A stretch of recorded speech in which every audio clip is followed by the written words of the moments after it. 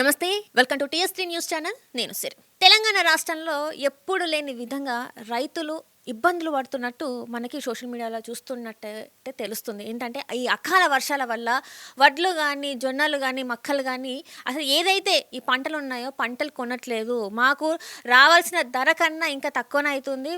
ఏదైతే ఉందో మేము నష్టపోతున్నాం అని చెప్తున్నారు. కానీ అధికారులు మాత్రం మేము కొంటున్నాం, అసలు రైతులకు ఎట్లాంటి నష్టం జరగట్లేదు అంటున్నారు. అట్లనే చూసుకున్నట్టయితే ఇదే కాంగ్రెస్ ఎమ్మెల్యేలు బయటకు వచ్చి మేము రైతులకి క్షమాపణలు చెప్పుకుంటున్నాం, మేము వాళ్ళకి తగిన న్యాయం చేయట్లేదని చెప్పేసి ఈ పార్టీ నాయకులు చెప్తున్నారు. అయితే మరి వీటన్నిటి గురించి మాట్లాడడానికి మనతో పాటు ఉన్నారు బీఆర్ఎస్ రాష్ట్ర నాయకులు, ఇంకా చెప్పాలంటే బీఆర్ఎస్ బీసీ కమిషన్ మాజీ సభ్యులు శుభప్రత్ పటేల్ గారు. నమస్కారం సార్. నమస్తే సిరి గారు. సార్ ఎట్లున్నారు సార్? ఫైన్. ఇప్పుడు చూసుకున్నట్టయితే మిమ్మల్ని అంటే మీ పార్టీలో ఉన్న కొంతమంది నాయకులు ఎవరైతే ఉన్నారో, అంటే ముందుకొచ్చి మాట్లాడే వాళ్ళు ఎవరైతే ఉన్నారో వాళ్ళని ఏది అడిగినా కూడా ఒక ప్రెస్ మీట్ పెట్టి ఇప్పుడు అధికారంలో ఉన్న అంటే ప్రభుత్వంలో ఉన్న అధికారులను అడిగినా, ఎమ్మెల్యేలని వాళ్ళ గురించి ఇది జరుగుతుందని ప్రశ్నిస్తే వాళ్ళ అరెస్టులు జరుగుతున్నాయి. అండ్ అట్లనే చూసుకున్నట్టయితే రైతుల సమస్యలు, వాళ్ళకి ఫస్ట్ థింగ్ వాళ్ళకు రావాల్సిన రైతు బంధు ఇలాంటివి ఏమన్నా కావాలి అంటే అవి కాకుండా మా మా పంటని, మా ఏదైతే ఈ వడ్లు ఉన్నాయో, మక్కలు ఉన్నాయో, మాకు అకాల వర్షాలతోని మేము నష్టపోతున్నాం. ఆల్రెడీ మేము చాలా కష్టాలలో ఉన్నాం, మేము నష్టపోతున్నాం. ఆత్మహత్యలు చేసుకుంటున్నారు కొంతమంది. అండ్ కళ్ళల దగ్గర చూసుకున్నట్టయితే చచ్చిపోతున్నారు. ఆ వడదెబ్బ తాకి అక్కడే చచ్చిపోతున్న పరిస్థితుల్లో మరి ప్రభుత్వం అంటుంది మేము ఆల్రెడీ అన్నీ కొనేసినాం, అసలు ఎట్లాంటి సమస్యలు లేవు రైతులకి అంటున్నారు. నిన్న చూస్తేనేమో ఒక ఉద్యోగం పోయిన పరిస్థితి. మీరేమంటారు సార్? సిరి గారు, మీకు అదేవిధంగా మీ ఛానల్ వీక్షకులందరూ కూడా గుడ్ మార్నింగ్. వాస్తవానికి ఏంటంటే ఈరోజు రైతుల పరిస్థితి చాలా దారుణంగా ఉంది తెలంగాణ రాష్ట్రంలో కాంగ్రెస్ ప్రభుత్వ హయాంలో. ముఖ్యంగా గతంలో తెలంగాణ రాకముందు కేసీఆర్ గారు అనే వ్యక్తి ముఖ్యమంత్రి అయిన తర్వాత రైతులకు ఏం కావాలి, విద్యుత్ సప్లై 24 గంటల విద్యుత్ సప్లై ఇవ్వడం, అదేవిధంగా దేశంలో ఎక్కడ లేని పథకాలను రైతుల సంక్షేమం కోసం పెట్టుబడి సాయంగా రైతు బంధు అనే పథకాన్ని తీసుకొని వచ్చేసి దాదాపు 75,000 కోట్లు రైతుల ఖాతాలో వేసినటువంటి చరిత్ర బీఆర్ఎస్ పార్టీకి ఉంది. అదేవిధంగా కొనుగోలు విషయానికి వస్తే ప్రతి గింజ, చివరి గింజ వరకు కూడా ఒడ్లు కావచ్చు, మిగతా మక్కలు కావచ్చు, కందులు కావచ్చు, ఇవన్నీ కూడా అన్ని పంటల్ని ప్రభుత్వమే కొనుగోలు చేసినటువంటిది గతంలో చూసినాం. అదేవిధంగా నీళ్ళు ఇవ్వడం, రైతులకు సంక్షేమంతో నీళ్లు కావాల్సినటువంటి నీళ్ళు ఇవ్వడం, రైతులని రాజుల్లాగా చేసి కాలు మీద కాలేసుకుంటే పంట పొలాలు పారి రైతుల అకౌంట్లో పైసలు పడి రైతులు సంతోషంగా పెరుగన్నం తిని యథార్థంగా ఉండేటటువంటి పరిస్థితి గతంలో కేసీఆర్ గారి హయాంలో, బీఆర్ఎస్ పార్టీ ప్రభుత్వ హయాంలో నడిచింది. ఈ ప్రభుత్వం వీళ్ళు రేవంత్ రెడ్డి గారు ముఖ్యమంత్రి కాకముందు చాలా హామీలు ఇచ్చిండు. అంటే అరచేతిలో స్వర్గం చూపించినట్టు చాలా హామీలు. అంటే కేసీఆర్ గారు 10,000 రైతు బంధు ఇస్తే నేను 15,000 ఇస్తాను, అదేవిధంగా రైతులకు కొనుగోలు చేసుడే కాక బోనస్ ఇస్తాం, వడ్లకు అన్నిటికీ బోనస్ ఇస్తాం 500 రూపాయలు అని చెప్పిండు. అన్ని పంటలకు కూడా 500 బోనస్ ఇచ్చి మద్దతు ధరకు బోనస్గా 500 ఇస్తామని చెప్పారు. చెప్పిన తర్వాత వీళ్ళు అధికారంలోకి వచ్చిన తర్వాత పరిస్థితి ఏంటంటే, ఆ రోజు మేము రైతులకు ఇస్తే ఆయన చెప్పింది ఏంటంటే కౌలు రైతులకు ఇస్తాం, రైతు కూలీలకు కూడా ఇస్తామని చెప్పేసి చాలా మాటలు చెప్పి అధికారంలోకి వచ్చిన రేవంత్ రెడ్డి గారు రైతు బంధు అనే పథకాన్ని మొత్తం కూడా చరమగీతం పాడే విధంగా రైతు బంధు ఎప్పుడు వేస్తున్నాడు? 2 సార్లు, ఒకసారి ఎంపీ ఎలక్షన్ల ముందు, అది కేసీఆర్ గారు ఆల్రెడీ జత చేసిన పైసలు ఉంటే కాంట్రాక్ట్లకు చెల్లించి, ఎంపీ ఎలక్షన్ల ముందు మళ్ళీ ఓట్లకు అడుగుతానని చెప్పేసి 2024 ఎంపీ ఎన్నికల ముందు ఒకసారి రైతు బంధు వేసిండు. తర్వాత గత సంవత్సరంలో ఎప్పుడైతే స్థానిక సంస్థల ఎన్నికలు పెట్టదలుచుకున్నాడో అప్పుడు ఒక విడత రైతు బంధు వేసాడు. మొత్తం 5 విడతలు రైతు బంధు వేసేది ఉంటే 2 విడతలు రైతు బంధు వేసి 3 విడతలు ఎగ్గొట్టిండు.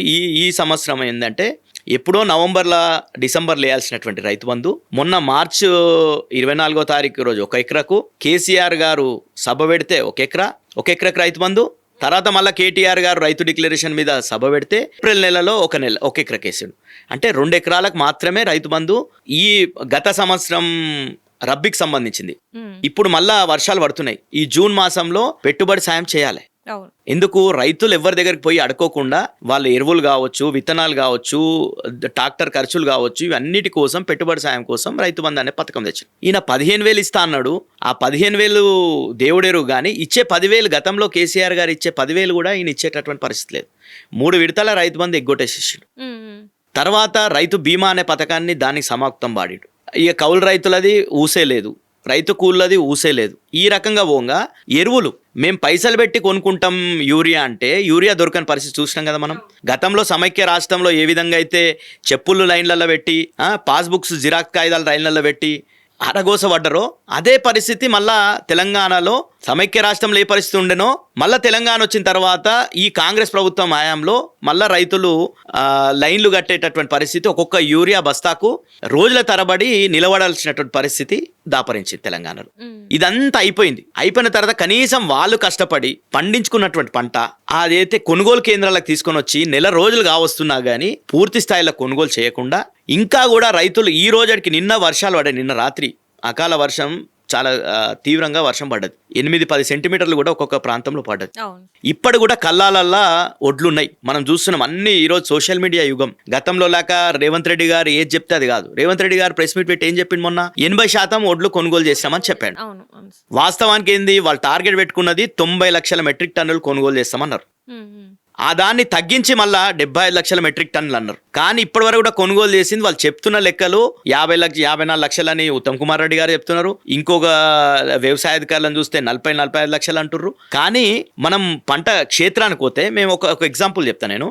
రేవంత్ రెడ్డి గారి సొంత నియోజకవర్గం కొడంగల్లో దౌలతాబాద్ కొనుగోలు సెంటర్కు పోయినాం. మేము దౌలతాబాద్ మండలంలో కొనుగోలు సెంటర్కు మేము మా మాజీ మంత్రి వాళ్ళు సబితా ఇంద్రారెడ్డి గారు, అక్కడ మాజీ ఎమ్మెల్యే నరేందర్ రెడ్డి గారు, మేము అందరం పోయి ఆడ రైతులు కనీసం ఆ బస్తాలు ఇస్తలేరు. వాళ్ళకి ఇచ్చేటటువంటి బస్తాలు గన్ని బ్యాగులు ఇవ్వకుండా ఇబ్బందులకు గురి చేస్తుంటే ఆడ కావాల్సింది ఏంది? ఆ సెంటర్లో దౌలతాబాద్ అనే సెంటర్లో కావాల్సినది 3 లక్షల పైచిలకు గన్ని బ్యాగులు కావాలి.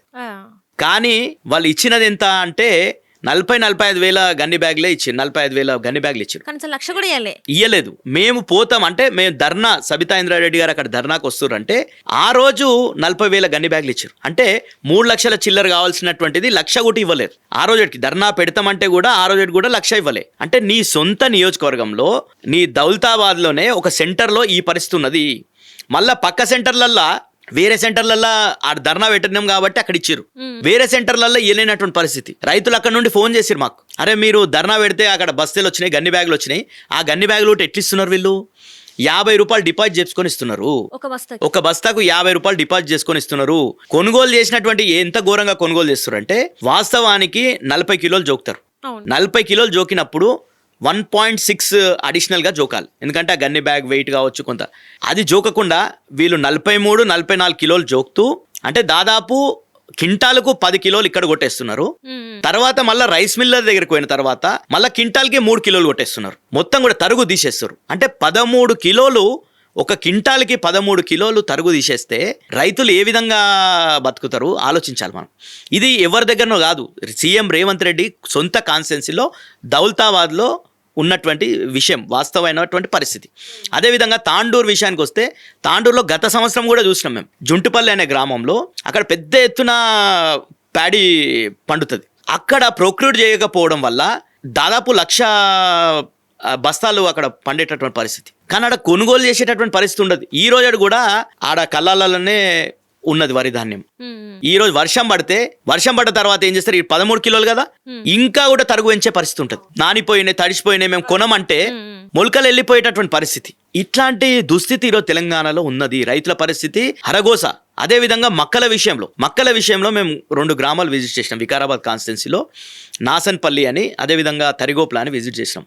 నాసన్పల్లి అనే గ్రామంలో ఊరు మొత్తం కూడా మక్కలు వేసారు. మక్కలు మొత్తం ఆరవేసారు. ఊర్లో రోడ్ల మొత్తం కూడా మక్కలే ఆరేసారు. మేము పోతే మొత్తం ఆ మక్కల మీద నుంచే నడవాల్సి వచ్చింది. ఆడ రైతులు బాధ, ఘోరమైనటువంటి బాధ. ఆడ ఉన్నటువంటి మద్దతు ధర 2400. నువ్వు బోనస్గా ఇస్తా అన్నది ఎంత? బోనస్ కలుపుకుంటే 2900 ఇవ్వాలి క్వింటల్కి. కానీ నువ్వు కొనుగోలు కేంద్రమే స్టార్ట్ చేయకుండా మొత్తం రైతులంతా పంట తెచ్చిన తర్వాత ఎక్కడ నిల్వ చేసుకోవాలి?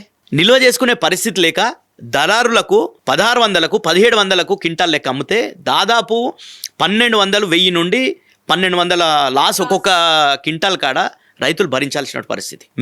మేము అదే సబితా ఇంద్రారెడ్డి గారు, మా ఆనంద్ గారు, మాజీ ఎమ్మెల్యే, మేమంతా పోయి ఆడ పోయి విజిట్ చేస్తే ఆ రోజు తూతూ మంత్రంగా కొనుగోలు కేంద్రం స్టార్ట్ చేస్తారు. ఇట్లాంటి పరిస్థితి ఈరోజు తెలంగాణలో నేను కొన్ని ఎగ్జాంపుల్ చెప్తున్నా. ఎక్కడ పోయినా కానీ రైతులు హరగోస పడుతున్నారు. రైతులు ఈరోజు పంట పండించడమే భారం. నువ్వు పెట్టుబడి సాయం ఇస్తలేవు, నువ్వు యూరియా బస్తాలు సక్రమ సమయానికి ఇస్తలేవు, కరెంటు కష్టాలు మొదలైనయి, నీళ్ల కష్టాలు మొదలైనయి, నువ్వు ఇవన్నీ ఉండంగా రైతులు ఏదో కష్టాలు పడి ఆ బోర్ మోటార్లతోనో దేనితోనో కష్టాలు పడి పండించిన పంటను కూడా కొనుగోలు చేసే పరిస్థితి నీకు లేదు కాబట్టి ఈరోజు పూర్తిగా రైతులకు వ్యతిరేకమైన ప్రభుత్వం ఏదైనా దేశంలో ఉందంటే ఆ తెలంగాణలో కాంగ్రెస్ ప్రభుత్వం. ఈరోజు రైతులు పడుతున్నటువంటి బాధ చాలా వర్ణనాతీతం.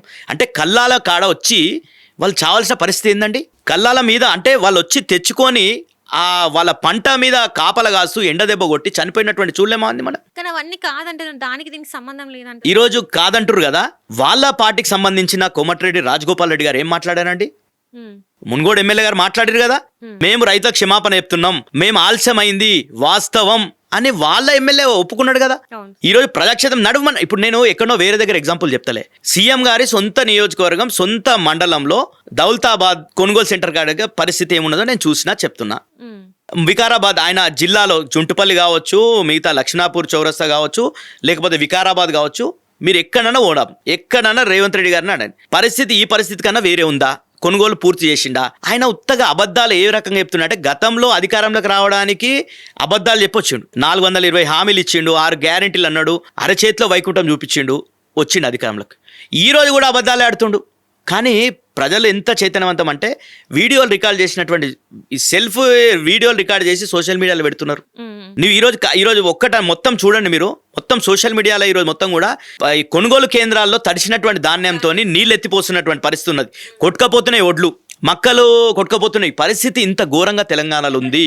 పోలీస్ అధికారులు కూడా హెల్ప్ చేస్తున్నారు వీళ్ళకి, అది మరీ ఘోరం. వాళ్ళు వర్షాలు పడి తడిసిపోతుంటే అక్కడ ఉన్న కానిస్టేబుల్స్ కూడా వాళ్ళు అంతే కదా. ఈరోజు రైతులు అంటే ఎంత ఘోరంగా ఉంటుంది అంటే మక్కలు ఉన్నాయి అనుకోండి, మక్క చేనులలో మక్క బుట్టలు అయితే మనకు తెలుసు కదా, మక్క కంకులు. కనీసం ఆ రైతులు ఒక 10 కంకులు కాల్చుకొని తిందామనికే కూడా సాహసం చేయరు. ఎందుకంటే అరే 2 కిలోలు పోతాయి మక్కలని. అంత ఘోరంగా కాపాడుకొని ఇప్పుడు అడవి పందులతో కాపాడాలి, కోతులతో కాపాడాలి, ఇవన్నిటితో కాపాడిన తర్వాత తినకుండా వాళ్ళ ఇంటి కుటుంబ సభ్యులు కూడా కంకులు ఇయ్యరండి, వాళ్ళ పక్క చేనుని కూడా కంకులు తెంపుకొని ఇయ్యరు. కానీ ఈరోజు తీసుకొని వచ్చి కొనుగోలు కేంద్రాలలో పెట్టేస్తే ఈ రకంగా తరుగు తీయడం, లేకపోతే కొనుగోలు చేయకపోవడం, వర్షాలు పడితే మొత్తం కూడా ఖరాబ్ అయ్యేటటువంటి పరిస్థితి.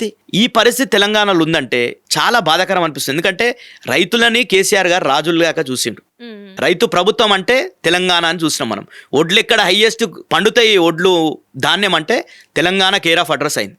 అట్లాంటిది ఈరోజు తెలంగాణను చూసి బాధపడాల్సినటువంటి పరిస్థితి ఉంది. ఈ పరిస్థితులను చూస్తే చాలా, నేను కూడా ఒక రైతు కుటుంబం నుంచి ఉన్నా. రైతు వ్యవసాయం చేసేటటువంటి పరిస్థితి లేదు. ఈరోజు పంట పండించడం ఒక ఎత్తు, ధాన్యాన్ని అమ్ముకోవడం ఇంకా పెద్ద భారమైనటువంటి పరిస్థితి. వాళ్ళ కూలి పోతుందా?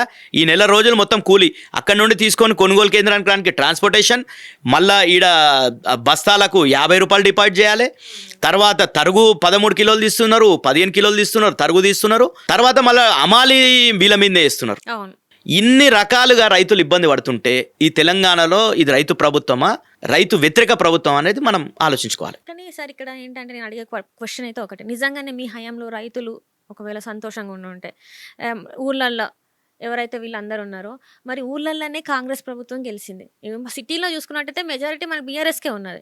కానీ ఊళ్ళల్లో చూసుకున్నట్టయితే వాళ్ళు నమ్మిండ్రు, మాకు బీఆర్ఎస్ నుంచి వెళ్ళి మాకు ఎట్లాంటి మంచిగా రావట్లేదు, మాకు కాంగ్రెస్ వస్తేనే మాకు మంచిగా పథకాలు అన్ని ఇస్తారని వాళ్ళు నమ్మిండ్రు కదా. అప్పుడు ఒకవేళ మంచిగా చేస్తుంటే మీకే ఓట్లు పడేటి అనుకుంటా కదా. మరి డెఫినెట్గా సిరి గారు జరిగినటువంటి తప్పిదం జరిగింది అనేది ప్రజలు గుర్తిస్తున్నారు. మీరు ఎక్కడ పోయినా, ఏ ఊర్లో పోయినా, ఎక్కడ మాట్లాడినా, ఏం చేసినా కానీ ప్రజలు మేము తప్పు చేసినాం అంటే ఆశపడ్డరు.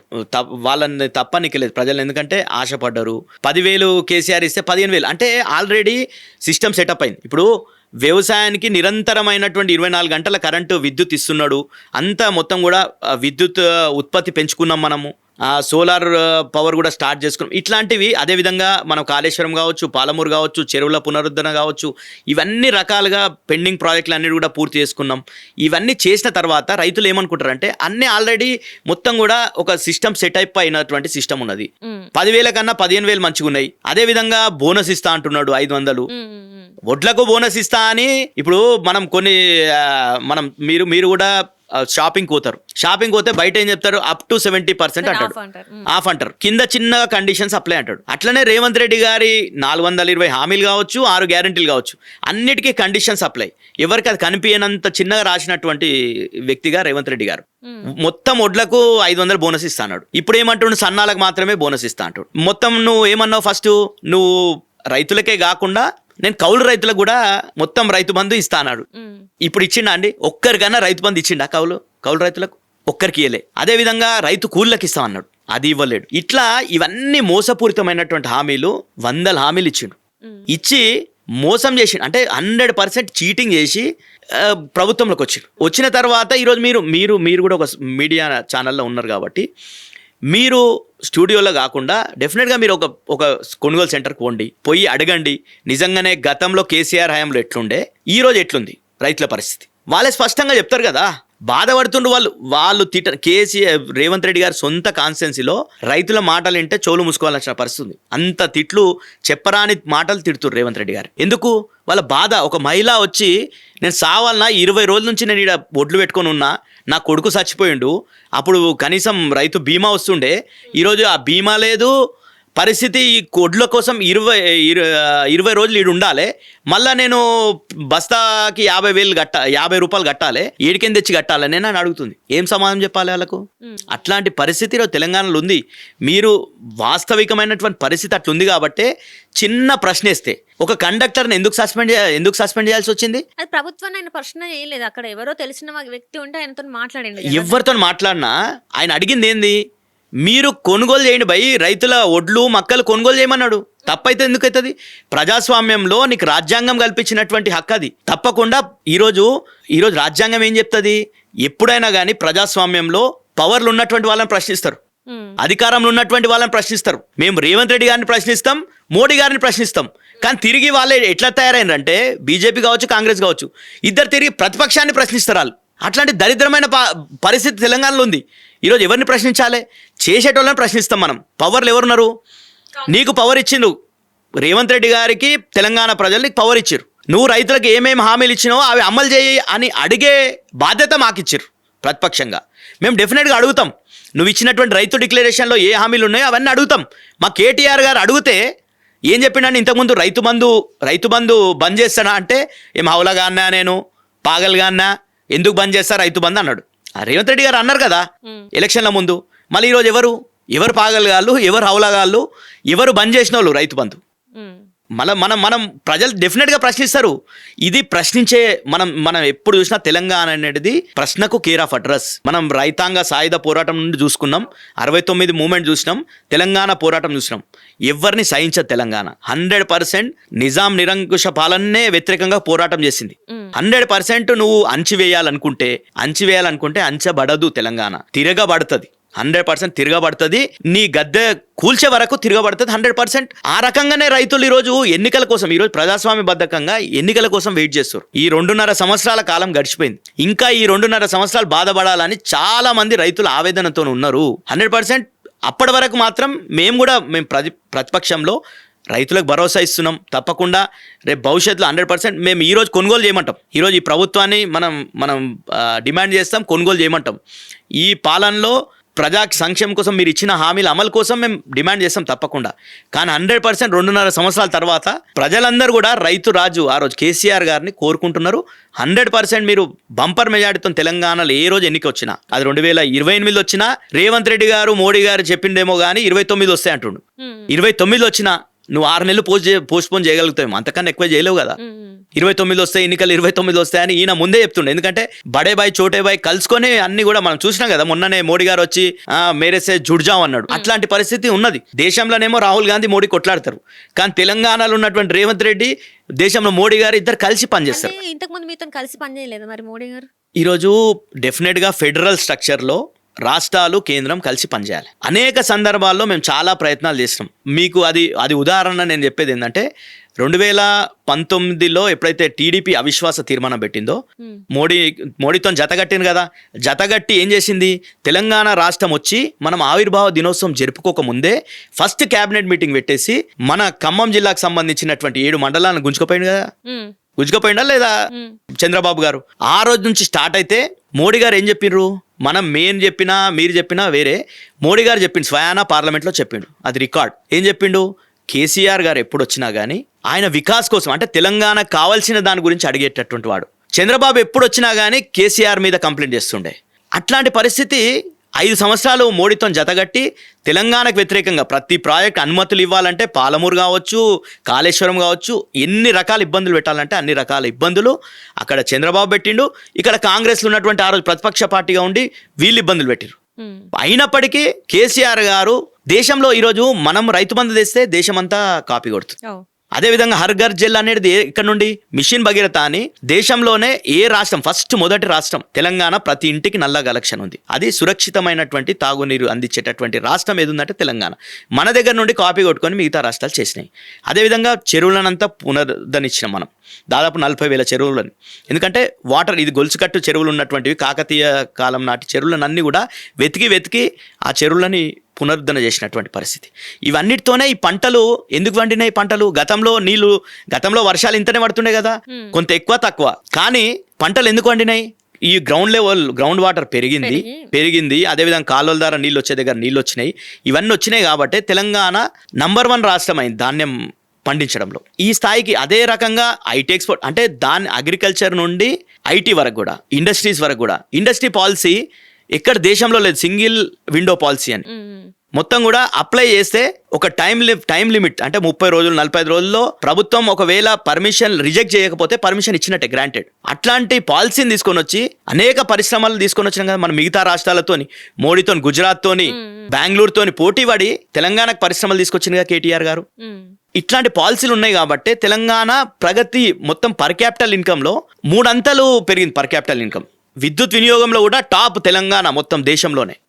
ఇట్లా అన్ని రంగాల్లో మీరు ఏ రంగం అన్న తీసుకోండి, వ్యవసాయం కావచ్చు, ఇన్లాండ్ ఫిషింగ్ కావచ్చు, అనేక రంగాలుగా తెలంగాణను ఒక విజన్ తోని కేసీఆర్ గారు అభివృద్ధి పథంలో తీసుకుపోయాడు. కానీ అట్లనే అన్ని దాంట్లో అవినీతి జరిగిందని కూడా ఇప్పుడు ప్రభుత్వం అయితే మాట్లాడుతుంది కదా సార్. ఇప్పుడు ఈ ఫార్ములా కార్ వేసిన దాంట్లో మళ్ళీ నోటీసులు అయితే జారీ చేసింది కేటీఆర్ గారికి ఇప్పుడున్న ప్రభుత్వం. అండ్ అట్లనే చూసుకున్నట్టయితే ఇంకా ఫోన్ ట్యాపింగ్ విషయం ఇంకా అది ఎటు కూడా ఇంకా బయటికి రాలేదు ఏం జరిగిందని. కాళేశ్వరం ఉంది. అండ్ ఇప్పుడు చూసుకున్నట్టయితే ఇప్పుడు ప్రభుత్వం ఏం మాట్లాడుతుందంటే స్మార్ట్ మీటర్స్ పెడుతున్నట్టు మాట్లాడుతుంది. అంటే జస్ట్ ఏంటంటే మనము ప్రీపెయిడ్ కార్డ్స్ ఎట్లా అయితే ఉంటాయో మనము రీఛార్జ్ చేసుకుంటే పవర్ ఉంటుంది.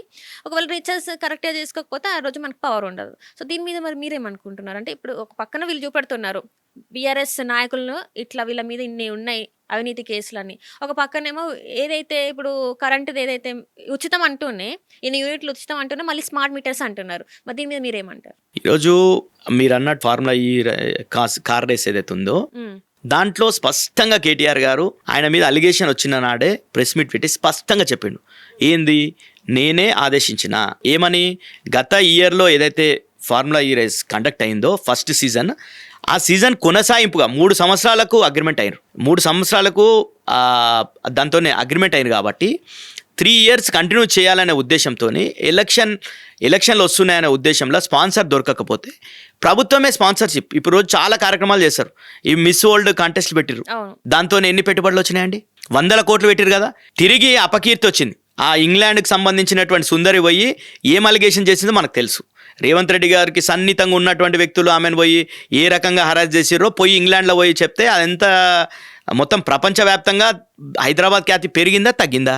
ఈ ఫార్ములా ఈ కార్ రేస్ పెడితే సచిన్ టెండూల్కర్ గారు కావచ్చు, దేశానికి సంబంధించిన మంత్రులు కావచ్చు, దిగ్గజ కంపెనీలు వీళ్ళందరూ కూడా పాల్గొని దాంతో హైదరాబాద్ ఎకానమీకి దాదాపు 700-800 కోట్ల లాభం జరిగిందని చెప్పేసి స్పష్టంగా మ్యాగజైన్ అంటే ఒక ఏజెన్సీలు ప్రచురించినాయి. అంటే ఆ థర్డ్ పార్టీ ఏజెన్సీలు వాళ్ళే ఇంత ఎకనామిక్ డెవలప్ జరిగింది అంటే ట్యాక్స్ల రూపంలో కావచ్చు, ఒక్క జిఎస్టీ వసూలే 18 కోట్లు వచ్చింది ఆ 3 రోజులు అయితే ఆ 1 weekలో ఆదాయం. ఇట్లా అనేక రకాల అంటే ఇండైరెక్ట్ బెనిఫిట్స్ ఉంటాయి. ఇక్కడ హోటల్స్ ఆక్యుపై చేసుకుంటారు వచ్చినటువంటి వాళ్ళు చాలామంది.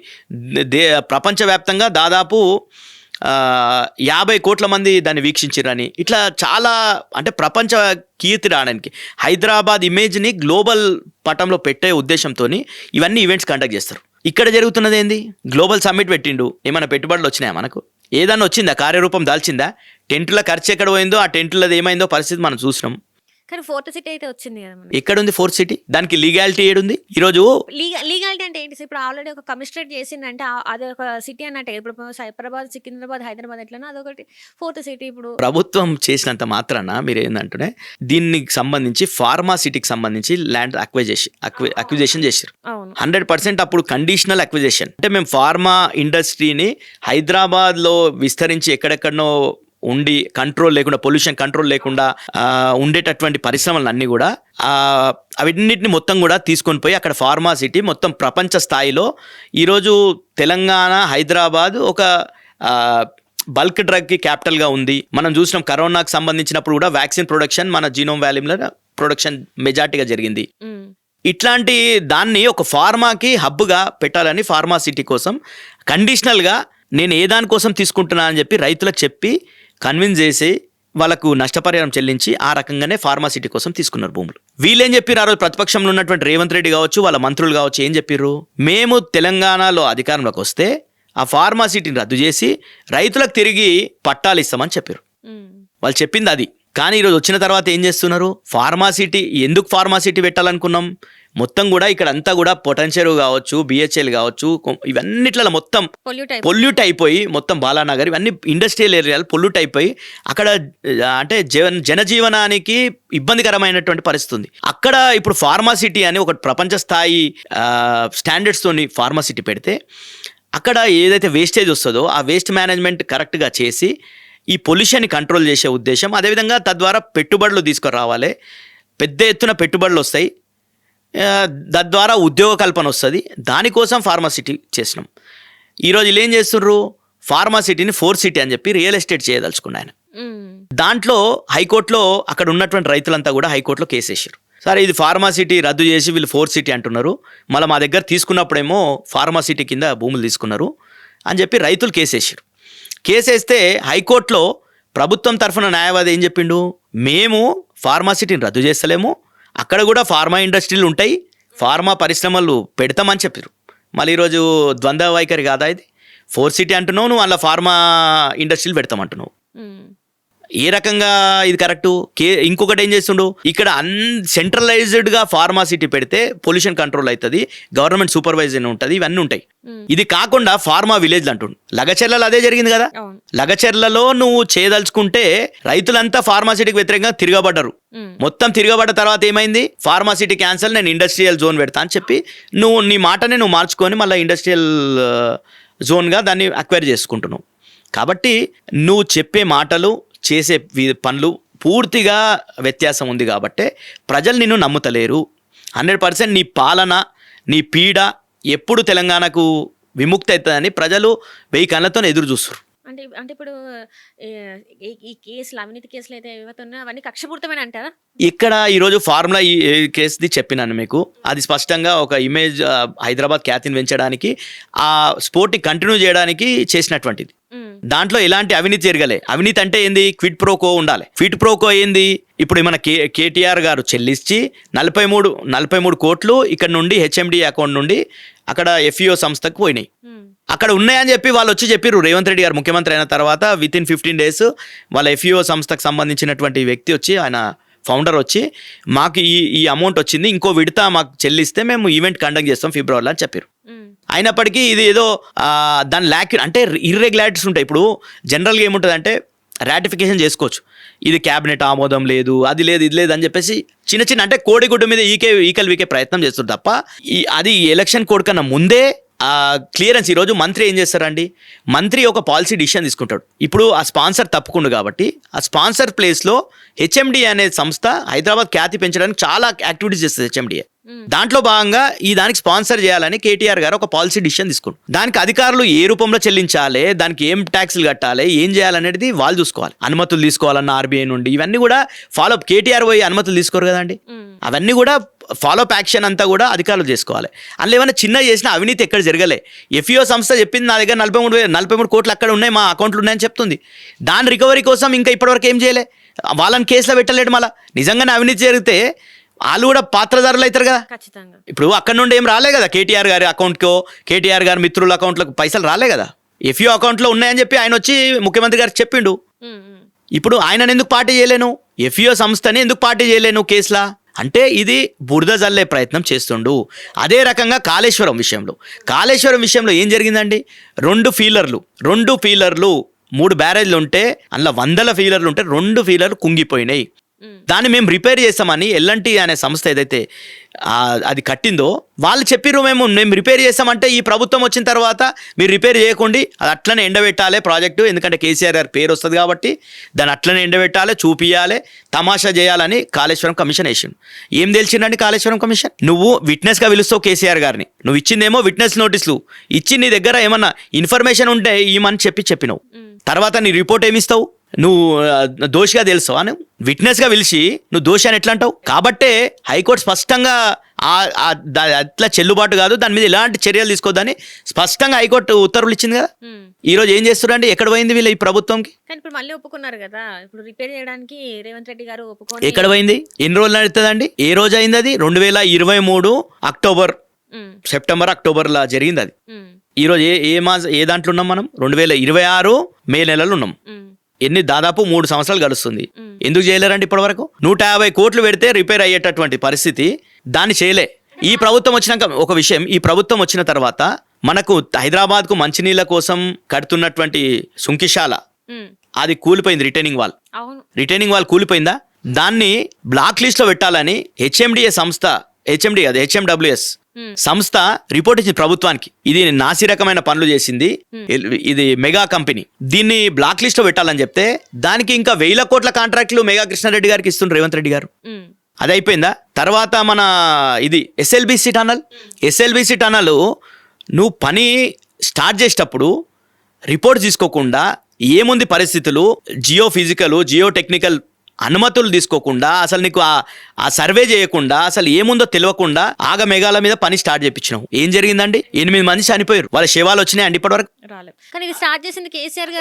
కాళేశ్వరంలో ఎంతమంది చచ్చిపోయారండి? చచ్చిపోయారు ఎవరన్నా? జరిగిన 2 ఫీలర్లు కుంగితే కొట్టుకుపోయిందా కాళేశ్వరం? 3 సంవత్సరాల నుండి ఎండబెట్టినావు కదా నువ్వు, లక్షల క్యూసెక్ల నీళ్లు వారుతున్నాయి కదా, కాళేశ్వరం కొట్టుకుపోయిందా? కాళేశ్వరం కొట్టుకుపోతే ఎట్లా కుంగుతాయి అంటే నాశనకంగా కట్టినరు కాబట్టి కుంగిపోయినాయి. ఎక్కడైనా ఇట్లా సంవత్సరానికి 2 సంవత్సరాలు కుంగిపోతాయి అని చెప్పేసి మాట్లాడారు గారు. విషయం ఏంటంటే చాలా పెద్ద కాంపోనెంట్స్ ఉన్నాయి అందులో. అవును, ఎన్ని బ్యారేజ్లు ఉన్నాయి? 3 బ్యారేజ్లు ఉన్నాయి, రిజర్వాయర్స్ ఉన్నాయి, దాంట్లో సబ్ స్టేషన్స్ ఉన్నాయి, టనల్స్ ఉన్నాయి, గ్రావిటీ కెనాల్స్ ఉన్నాయి. పెద్ద ఎత్తున చాలా పెద్దది కాళేశ్వరం అంటే ఒక చిన్నది కాదు. ఈ రోజు హైదరాబాద్ కి ఎక్కడి నుండి తీసుకురావాలనుకుంటుండు? మూసీ ప్రక్షాళన అంటుండు కదా, కొండపోచమ్మ సాగర్ నుండి, మల్లన్న సాగర్ నుండి తెస్తా అంటుండు కదా. మల్లన్న సాగర్ దేంట్లో అంతర్భాగం అండి కదా, కాళేశ్వరం అంత భాగమా? తర్వాత ఇక్కడ పోయి నల్గొండ జిల్లాలో పోయి గంధమల్లకు ఫౌండేషన్ వేసిందిగా, గంధమల్లకు నీళ్ళు ఎక్కడి నుండి వస్తాయి? కాళేశ్వరం నుంచి వస్తాయి. అంటే ప్రజలు ఎంత పిచ్చోళ్ళు అనుకుంటుంటారు రేవంత్ రెడ్డి గారు. ఇది కాళేశ్వరం అనేది multi staged lift irrigation project. ఒకవేళ వర్షాలు తీవ్రమైనటువంటి భావం ఉన్నటువంటి పరిస్థితులలో మనం మేడిగడ్డ నుండి తీసుకుంటాం. వర్షాలు మంచిగా పడితే మన కింది నుండే వస్తాయి వాటర్. కానీ అవన్నీ వచ్చేటటువంటి సిస్టమ్ అంతా ఎవరు చేసిరు? మల్లన్న సాగర్ మునిగిపోయిందా? కొండమొచ్చమ్మ సాగర్ మునిగిపోయిందా? ఎట్లా మాట్లాడతారండి? అన్ని ఇప్పుడు మొత్తం మోటార్లన్నీ పోయినాయా? పోయింది కాళేశ్వరం పోయిందంటే ప్రజలు నవ్వుకుంటారు. అక్కడ ఉన్నటువంటి రైతులకు తెలియదా, కనిపించదా కాళేశ్వరం? కాబట్టి ప్రజలు ఈ రోజు తీవ్రమైనటువంటి కోపంలో ఈ ప్రభుత్వం మీద ఉన్నారు. కాళేశ్వరంది ఆ రకంగా అయిపోయింది. ఇంకేం కేసులు అయినాయి? నువ్వు ఫోన్ ట్యాపింగ్ అంటారు. ఫోన్ ట్యాపింగ్ ఈ ప్రభుత్వం చేస్తుంది అనేది స్పష్టంగా ఈ ప్రభుత్వం, రేవంత్ రెడ్డి గారి ప్రభుత్వం మొత్తం కూడా ఫోన్ ట్యాపింగ్ చేస్తుంది. అది ఫోన్ ట్యాపింగ్ అనేది అనుమతులతోని చేస్తారు. ఇంతవరకు చేయాలో అంతవరకు చేస్తారు. ఎవరు చాలా అలిగేషన్స్ పెట్టిరు, హీరోయిన్లది ఫోన్ ట్యాపింగ్ చేసిరా. అది ఒక్క హీరోయిన్ అన్న నంబర్లు ఇన్వెస్టిగేషన్ చేసిరా అండి?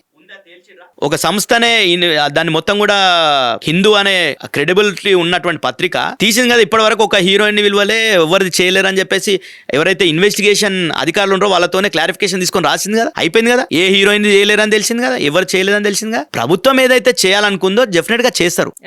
ఈ సంఘ విద్రోహ శక్తులు ఏవైతే ఉంటాయో వాళ్ళ మీద ఎప్పటికప్పుడు ఫోన్ ట్యాపింగ్ చేస్తూనే వాళ్ళనంతా వాళ్ళ కుట్రల్ని బయట పెడుతుంటది.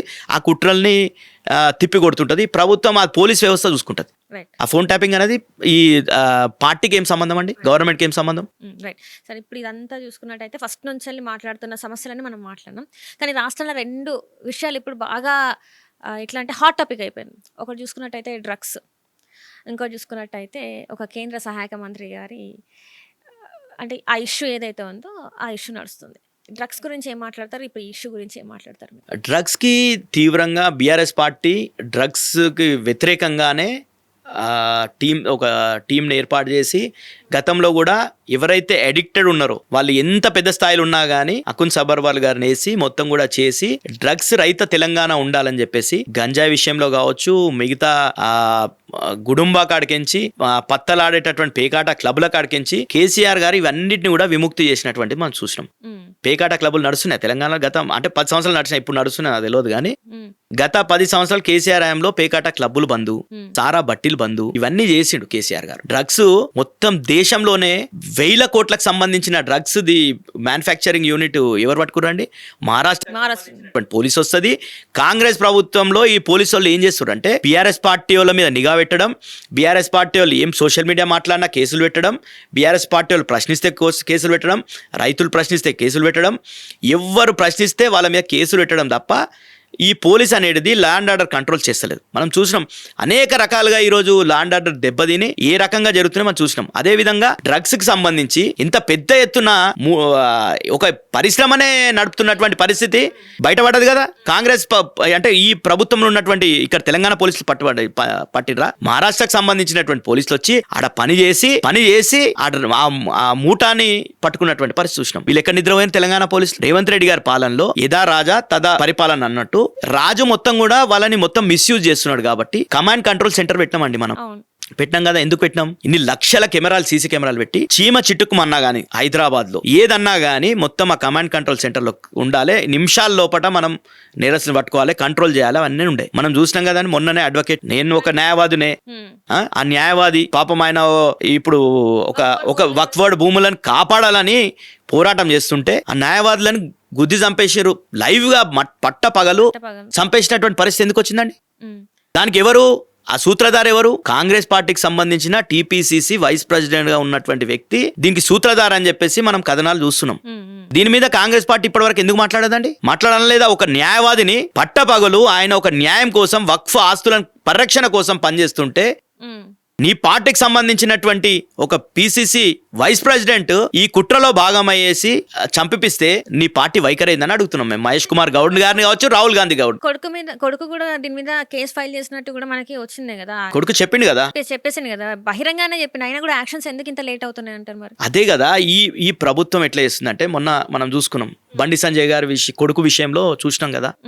బండి భగీరథ్ గారు ఏం చేసిండు అనేది మన బండి భగీరథ్ అనే ఒక పోరంబోక్ అనుకోండి, ఏం చేసిండు? ఒక మైనర్ అమ్మాయిని శారీరకంగా వాడుకొని హరాస్ చేసి ఇబ్బందులు చేసి ఆమె సూసైడ్ వరకు పోయేటటువంటి పరిస్థితులకు దారితీస్తే వాళ్ళ తల్లిదండ్రులు వచ్చి సంజయ్ గారి దగ్గరకు వచ్చి మాట్లాడితే రివర్స్ గా మీ అమ్మాయి ఫినాయిల్ టేస్ట్ ఎట్లుంది అంటే ఇదేనా అంటే మాట్లాడే పద్ధతేనా ఇది? ఈ రకంగా మాట్లాడి మొత్తంగా కూడా వాళ్ళని మనోవేదన గురి చేస్తే గత్యంతం లేక వాళ్ళు తిరిగి అంటే ఒక 8 గంటల మహిళ ఆడ కూర్చొని కేసు ఇస్తే పేట్ బషీరాబాద్ పోలీస్ స్టేషన్ లా ఇక్కడ కంప్లైంట్ వాళ్ళని కూర్చోబెట్టి కరీంనగర్ లో ఏంది హనీ ట్రాప్ కేసు బుక్ చేపిస్తారండి.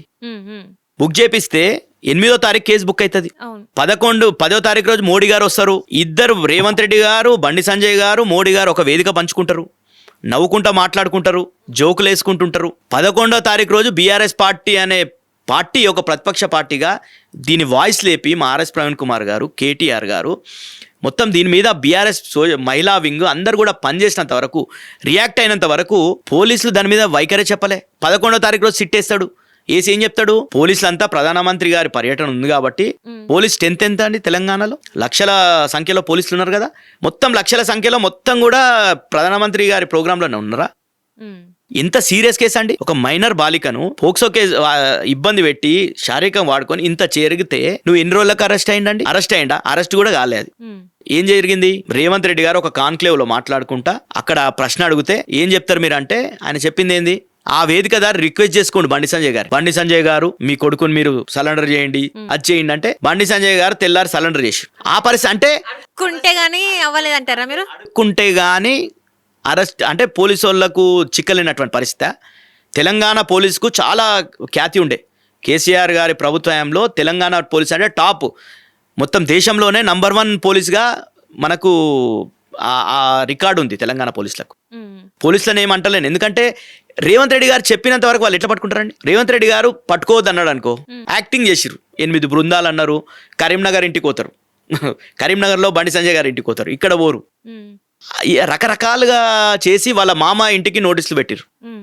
ఇప్పుడు పోలీసు వాళ్ళు అనుకుంటే పట్టుకోవడం పెద్ద కష్టమా అండి? అంటే సంజయ్ గారు కూడా బయటకు వచ్చి చెప్పింది ఏంటంటే, నా కొడుకు నా దగ్గరే ఉన్నాడు, బెయిల్ కోసం మేము చూసినాం, అంటే మాకు ఉన్న ఎవరైతే సలహాదారులు ఉన్నారో వాళ్ళు చెప్పడం బట్టి మేము ఆగిపోయినాం అని అన్నారు.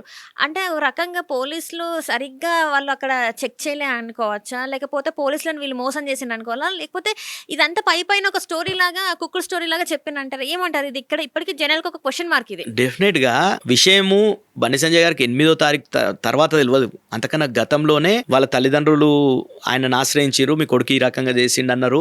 ఇవన్నీ చేసినప్పుడు ఆయన చెప్పాల్సింది, ఒక బాధ్యతాయుతమైనటువంటి తండ్రి అయితే తప్పకుండా దాని మీద చర్యలు తీసుకోవాలి. తన కొడుకు మీద ఆయన్నే కంప్లైంట్ ఇవ్వమని చెప్పాలి, లేకపోతే ఆయన ఏ రకంగా చేయాలనుకుంటూ అది చేయాలి. కానీ అది చేయకుండా ఉల్టా బెదిరించి వాళ్ళకు, నేను రాష్ట్ర అధ్యక్ష పదవిని నన్ను తొలగిస్తే 8 మంది సూసైడ్ అటెంప్ట్ చేసిండ్రు, నా కోసం సూసైడ్ బాంబర్ లాంటి కార్యకర్తలు ఉన్నారు, తీవ్రమైన పరిస్థితులు ఉంటాయి అని బెదిరింపులకు గురి చేసి వాళ్ళ తల్లిదండ్రులకు. అదే విధంగా ఆ పిల్లను, ఎవరైతే అమ్మాయి ఉందో అమ్మాయిని మానసిక వేదనకు గురి చేసిండు. ఫినాయిల్ టేస్ట్ ఎట్లుంది, ఇది ఎట్లుందని. ఎవరన్నా కానీ ఆమె ఆత్మహత్య వరకు పోయిందంటే ఎంత మోసపోయింది అనేది అర్థం చేసుకోవాలి కదా మనం. అది చేసుకోకుండా ఎవరన్నా నిజంగానే ఇదే అంశం ఆ మహిళకు ఇంకొక అన్య మతస్థుడు ఎవరన్నా ద్వారా ఇదే చర్య జరిగితే బీజేపీ నాయకత్వం, బీజేపీ పార్టీ కావచ్చు, సంఘ్ పరివార్ కావచ్చు, ఏబీపీ కావచ్చు, ఇవన్నీ సంస్థలు ఊకుంటుండేనండి తెలంగాణలో. అంటే ఇంకొక మతస్థుడు చేస్తేనే నేరంలా ఇట్లుండదు కదా, నీకు మతాల వైజ్ గా నేరాలు ఉండే కదా. నువ్వు ఇంకో మతస్థుడు చేస్తేనేమో దాన్ని పెద్ద రచ్చ, దేశవ్యాప్తంగా ఆందోళన అవుతుండే, మోడీ గారు ట్వీట్ చేస్తుండే, అమిత్ షా గారు ట్వీట్ చేస్తుండే, అందరు మాట్లాడుతుండ్రే, దేశంలో అది పెద్ద చర్చ చేస్తారు. కానీ నువ్వు ఒక హిందూ అమ్మాయికి నువ్వు చేయొచ్చా, మోసం చేయొచ్చా? మళ్ళీ వాళ్ళు హిందుత్వ పార్టీ అని మాట్లాడితే ఎట్లయితుంది? హిందుత్వం అంటే ఏంది? సంస్కారం ఉండాలి కదా మనకు. ఆ సంస్కారం లేనటువంటి వ్యక్తులను మనము ఎంకరేజ్ చేయడం అనేది సమంజసం కాదు. ఎందుకు మీరు ఇక్కడ క్వశ్చన్ చేయలేదు? ఇక్కడ ఇప్పుడు మీరు అమ్మాయి కోసం చాలా వరకు మీ సోషల్ మీడియా కావచ్చు, మీరు ఎవరైతే ఉన్నారో ఆర్ఎస్ ప్రవీణ్ సార్ ఇందులో చాలా వరకు చాలా ఇన్వాల్వ్ అయ్యారు. అట్లాంటిది మీరు ఎందుకు బీజేపీ నాయకుల్ని మీరు ప్రశ్నించలేదు? ఏంటంటే మీరు ఇన్నిటి విషయంలో దేవుళ్ళ గురించి, దేవుడు పార్టీ అని మాట్లాడతారు, గుళ్ళు ఎవరైనా కూలిస్తే లేకపోతే ఇంకేమన్నా అసాంఘిక కార్యకలాపాలు చేస్తే గుళ్ళ దగ్గర మీరు వాటికి వెళ్ళి వెంటనే ఎక్కడెక్కడ ఉన్న నాయకులు అందరూ గుళ్ళ ముందు ప్రత్యక్షం అవుతారు. కానీ ఈ అమ్మాయి విషయంలో ఎందుకు మీరు బీజేపీ నాయకులు, మహిళలు కూడా, ఆఖరికి మహిళా నాయకులు కూడా ఒకరు కూడా వచ్చి మాట్లాడలేదని మీరు మీ పార్టీ తరపున ఎందుకు మాట్లాడలేదు అనుకుంటారు? మీరు చూసి అంటే బ్యాక్ హిస్టరీ చూడండి. డెఫినెట్ గా అందరినీ క్వశ్చన్ చేసినాం. బేటీ బచావో బేటీ పడావో అన్నటువంటి సిద్ధాంతానికి ఇక్కడ బేటా బచావో అనే సిద్ధాంతం తెలంగాణలో నడిచింది. వాస్తవానికి అమ్మాయిని కాపాడాలి, అమ్మాయిని చదివిపియాలనే నినాదంతో దేశంలో చాలా ప్రచారం చేసుకున్నారు దాని మీద మోడీ గారి ప్రభుత్వం. ఈడ తెలంగాణలో ఏం జరిగింది? ఆ బేటీకేమో అన్యాయం జరిగింది, బేటానేమో బచాయించిండు. తెలంగాణ పోలీసులు 8-10 రోజులు పట్టుకోలేనటువంటి పరిస్థితి. బండి సంజయ్ గారి కొడుకుని, భగీరథ్ గారిని దొరకనటువంటి పరిస్థితి ఉంటుందా అండి? ఇవన్నీ కూడా ఇక్కడ కాంగ్రెస్ అదేవిధంగా బీజేపీ కలిసిపోయినాయి అనే దానికి ఇది బెస్ట్ ఎగ్జాంపుల్ బండి భగీరథ్ గారి అంశం. 100% కదా. మీరు మోడీ గారు ఏమంటారు, నువ్వు నాతో చుడిజా అంటాడు, నాతో కలిసిపో అంటుండు. ఆయన రేవంత్ రెడ్డి ఆల్రెడీ కలిసిపోయినట్టే ఆయన ప్రవర్తిస్తున్నాడు.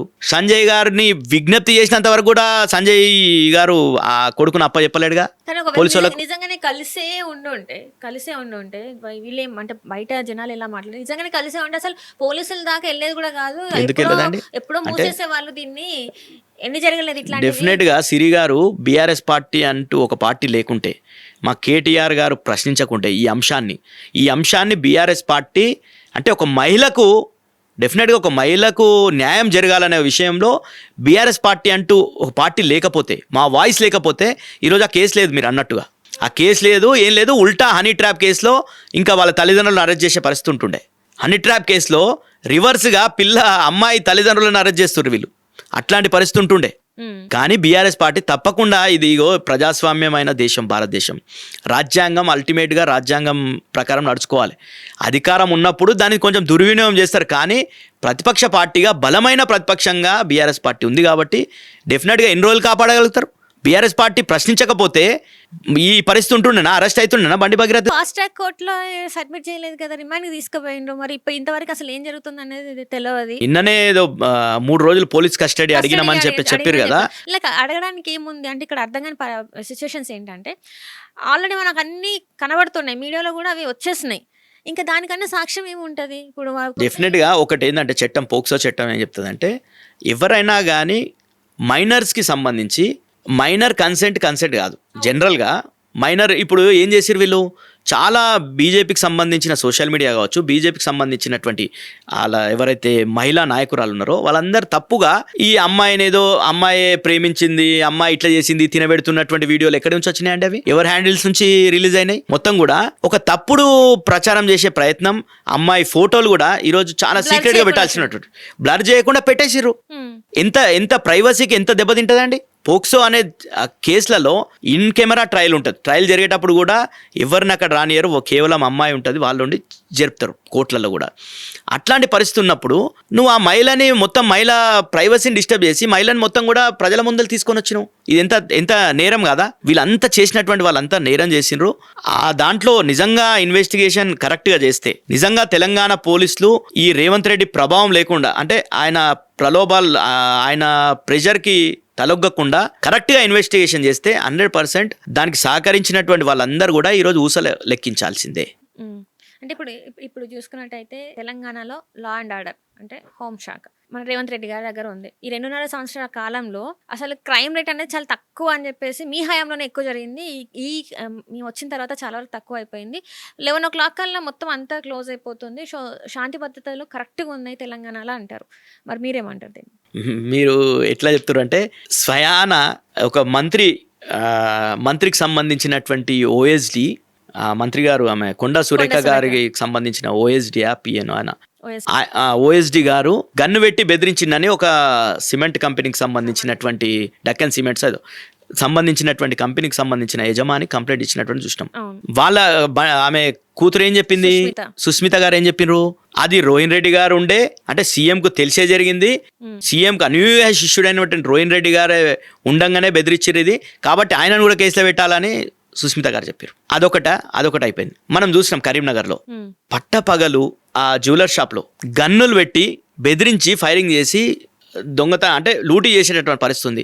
అట్లనే హైదరాబాద్ అవుట్స్కట్స్ లో కూడా జరిగింది. పట్టపగలు జరుగుతున్నాయి ఇవన్నీ కూడా, అన్ని సీసీ కెమెరాలు ఉండంగా కూడా పట్టపగలు రాబరీలు జరుగుతున్నాయి, మర్డర్లు జరుగుతున్నాయి. ఇవన్నీ తెలంగాణలో క్రైమ్ రేట్ పెరిగిందని రిపోర్ట్స్ ఉన్నాయి. 100% పరిపాలనలో, ప్రభుత్వంలో ముఖ్యమంత్రి ఏ రకంగా ఆలోచిస్తాడో. ఈరోజు దరిద్రం ఏంటంటే తెలంగాణలో ముఖ్యమంత్రి ఆయన్నే, హోంమంత్రి ఆయన్నే. హోంమంత్రిగా ఆయన ఏం రివ్యూ చేస్తుండండి? మొత్తం కమాండ్ కంట్రోల్ సెంటర్ పోతాడు, రాజకీయ రివ్యూలు, సినిమా వాళ్ళతోని మీటింగ్స్ పెడతారా అండి కమాండ్ కంట్రోల్ సెంటర్లో? అది పెట్టిన ఉద్దేశమైంది కమాండ్ కంట్రోల్ సెంటర్ మొత్తం కూడా హైదరాబాద్ కావచ్చు, తెలంగాణ కావచ్చు, మొత్తం కూడా పర్యవేక్షించాలి. ఎక్కడ ఏ నేరం జరుగుతున్నా దాన్ని ప్రివెంట్ చేసే విధంగా కదయికలు గమనించాలి. ఎక్కడ హ్యూమన్ హరాస్మెంట్లు జరగకుండా చూసుకోవాల్సినటువంటిది. పట్టపగలు ఆ మహిళలు తిరిగేటటువంటి పరిస్థితి లేదు. మహిళలు తిరిగితే మణికొండలో ఏం జరిగిందో చూసినాం కదా మనం, ఎంత అసభ్యంగా ప్రవర్తిస్తున్నటువంటి పరిస్థితి చూస్తున్నాం కదా. ఇక్కడ పెట్రోలింగ్ ఉంది. పోలీసు వాళ్ళంతా కూడా మొత్తం ఒకటే టార్గెట్ పోలీసు వాళ్ళకు, బీఆర్ఎస్ పార్టీ వాళ్ళ మీద ఎగబెట్టాలి. బీఆర్ఎస్ పార్టీ వాళ్ళు సోషల్ మీడియాలో ఏం పోస్టులు పెడుతున్నారు, బీఆర్ఎస్ పార్టీ వాళ్ళు ఎక్కడ ఏ కార్యక్రమం తీసుకుంటారు, వాళ్ళని అరెస్ట్ చేయడం, వాళ్ళ మీద కేసులు పెట్టడం, ఎక్కడ దొరికితే అక్కడ ఈ రకమైనటువంటి పరిస్థితి తెలంగాణలో ఉంది. నేరాలను కంట్రోల్ చేసే విధంగా ఎక్కడ లేదు. కాబట్టి ఈరోజు ఈ రకంగా ఎక్కడ మహారాష్ట్ర పోలీసులు వచ్చి ఇక్కడ డ్రగ్ ఇండస్ట్రీని పట్టుకున్నంత వరకు తెలంగాణ పోలీసులు నిద్రపోయినట్టే కదా. అంటే ఇక్కడ పోలీస్ వ్యవస్థ అయితే కరెక్ట్ లేదంటారు. జరుగుతలే రేవంత్ రెడ్డి గారి పాలన. ఇప్పుడు ఎవరన్నా కానీ ఎట్లయితే ముఖ్యమంత్రి గారు వాళ్ళకు ఫ్రీ హ్యాండ్ ఇస్తే డెఫినెట్గా మంచి రిజల్ట్ చూపిస్తారు. వాళ్ళు మంచి చదువుకొని వాళ్ళకంతా ఉండి కదా. గతంలో కూడా ఇదే పోలీస్ ఆఫీసర్లు కదా, గతంలో కొత్త పోలీస్ ఆఫీసర్లు ఏం రాలేరు. గతంలో కూడా వీళ్ళే అధికారులు. ఆ రోజు మంచి ఎట్లా జరిగింది, తెలంగాణలో క్రైమేట్ ఏ విధంగా తగ్గింది, తెలంగాణలో ఒక జరిగితే దిశ కేసులో ఎంత తొందరగా పట్టుకొని ఏ పరిణామాలు వచ్చినాయి, అందరు భయపడే పరిస్థితి తీసుకొని వచ్చాడు కేసీఆర్ గారు. ఎవరన్నా మహిళలను జోలికి పోవాలంటే కలలో కూడా ఆలోచించొద్దు మహిళల మీద అఘాయిత్యం చేయడానికి. కానీ ఈరోజు ఒక కేంద్ర హోంశాఖ సహాయ మంత్రి కొడుకే ఒక మైనర్ మహిళ మీద అఘాయిత్యం చేస్తే దాన్ని ఈరోజు కప్పిపుచ్చడానికి, దాన్ని అనేక రకాలుగా దాన్ని పక్కదోరి పట్టించడానికి ఈ ప్రభుత్వం సహకరించింది. కానీ మీ హయాంలో కూడా మైనర్ బాలిక మీద అవ్వలేదా? జరిగితే 100% అప్పుడే మా పార్టీకి సంబంధించిన ఎవరైతే ఉండనో అప్పుడే కార్పొరేషన్ చైర్మన్ రాజీనామా చేసిండు. వాళ్ళ మీద స్ట్రిక్ట్ యాక్షన్ జరిగింది. ఎక్కడ కూడా ఆపలే, దాంట్లో ఆపలేదు వాళ్ళకి. ఎక్కడ సహకరించలే. ప్రభుత్వం కేసీఆర్ గారు ఇలాంటి విషయాల్లో చాలా తీవ్రంగా రియాక్ట్ అవుతాడు. ఎవరు మనోడైనా మందైనా అది సమస్య లేదు, చాలా స్ట్రిక్ట్గా ఉంటాడు కేసీఆర్ గారు. ముందే చెప్తారు కేసీఆర్ గారు కానీ కేటీఆర్ గారు కూడా స్పష్టంగా చెప్తారు. మా పార్టీ నా మీటింగ్స్లలో కావచ్చు, ఎక్కడ కావచ్చు, మీరు ఏదన్నా చట్టాన్ని అతిక్రమించి ఏ పని చేసినా గానీ పార్టీ కాపాడదు. 100%. 100%. ఎప్పుడన్నా మా అధికారంలో ఉన్నప్పుడు చెప్పాడు, ఇప్పుడు అధికారంలో లేం కానీ ఎప్పుడు చెప్పినా ఓ పార్టీ నాయకుడు ఏదైనా తప్పు చేసినా అప్పుడే ఇమీడియట్ గా సస్పెండ్ చేస్తారు పార్టీలో. అందుకే డ్రగ్స్ కేసులో పైలట్ రోహిత్ రెడ్డి గారు పట్టుబడితే సస్పెండ్ చేసిండ్రా మరి అంత తొందరగా? కేటీఆర్ గారు చెప్పారు కదా, కేటీఆర్ గారు స్పష్టంగా చెప్పిండు. షోకాజ్ నోటీస్ డ్రగ్స్ కేసు అయిన తెల్లారో మరుసటి రోజు షోకాజ్ నోటీస్ ఇవ్వడం జరిగింది. 100% కేటీఆర్ గారు అనౌన్స్ చేసి సస్పెండ్ చేశామని చెప్పడం జరిగింది. 100%. దాంట్లో ఇంకో రకమైన పార్టీకి అయినా సంబంధం లేదు ఇంకా. అంతే కదా. ఇప్పుడు కేటీఆర్ గారు మా వర్కింగ్ ప్రెసిడెంట్ చెప్పినప్పుడు సంబంధం ఉంది అని ఎట్లా అంటాం? సంబంధం లేదు. బీఆర్ఎస్ పార్టీకి సస్పెన్షన్ ఉన్నప్పుడు సంబంధం ఎట్లా? మళ్ళీ ఆయన మీ పార్టీలో కనిపించే అవకాశం ఉండదు. మీరు ఎందుకు క్వశ్చన్ అడుగుతున్నానంటే మీరు జాగ్రత్తగా వినండి. ఎందుకంటే మొన్న మనం చూసుకున్నట్టయితే మీరు ఏదైతే ఇన్ఛార్జ్ల ఇది చేశారో, ఇన్ఛార్జ్ల నియామకం జరిగిందో ఆ ప్రోగ్రాంలో మళ్ళీ పైలట్ రోహిత్ రెడ్డి కనబడడం జరిగింది. ఆ పిక్స్ సోషల్ మీడియాలో సర్క్యులేట్ అవుతున్నాయి. ఇక్కడ క్వశ్చన్ ఏంటంటే ఆల్రెడీ కేటీఆర్ గారు సస్పెండ్ చేసేసినా మేము పార్టీల నుంచి వెళ్ళి పంపించినామన్న చెప్పిన తర్వాత కూడా ఆయన ఎట్లా కనబడుతున్నారు ఈ సభలలో అని చెప్పి క్వశ్చన్ చేస్తుంది. మరి దీనికి ఆన్సర్ ఏం చెప్తారు మీరు? అది నేను కూడా సోషల్ మీడియాలో చూడడం జరిగింది. డెఫినెట్గా పార్టీ దాని మీద చర్చిస్తుంది. పార్టీ నాయకత్వం డిసిషన్ తీసుకుంటుంది. వాస్తవానికి ఏంటంటే సస్పెండ్ చేసినామని స్పష్టంగా కేటీఆర్ గారు చెప్పారు. ఇంకా కేటీఆర్ గారి కన్నా పెద్ద అంటే ఏది ఉన్నా మా వర్కింగ్ ప్రెసిడెంటే డిసిషన్ తీసుకొని చెప్తారు. వర్కింగ్ ప్రెసిడెంట్ గారు డిసిషన్ తీసుకున్నాక అది ఫైనల్. రైట్. కాబట్టి ఆయన సస్పెండ్ చేశామని చెప్పారు. అది ఏదో ఇన్ఫర్మేషన్ లోపమా ఏందో కానీ అక్కడ ఇన్ఛార్జ్ ఎవరైతే ఉన్నారో కాన్స్టిట్యూన్సీ ఇన్ఛార్జ్ పోవడం అనేది దాని మీద పార్టీ ఆలోచన చేసి డిసిషన్ తీసుకుంటుంది. Right sir. మరి ఇప్పటివరకు అయితే మీ సమయాన్ని మా కోసం కేటాయించిన అట్లనే all the best to you sir. ఎందుకంటే ఫ్యూచర్లో మీలాంటి నాయకులు ఖచ్చితంగా మన రాష్ట్రానికి ఖచ్చితంగా కావాలి. అండ్ ఇట్లనే మీరు ముందుకెళ్ళాలని చెప్పి మనస్ఫూర్తిగా కోరుకుంటున్నాను. మీ సమయాన్ని మా కోసం కేటాయించినందుకు ధన్యవాదాలు సార్. Thank you.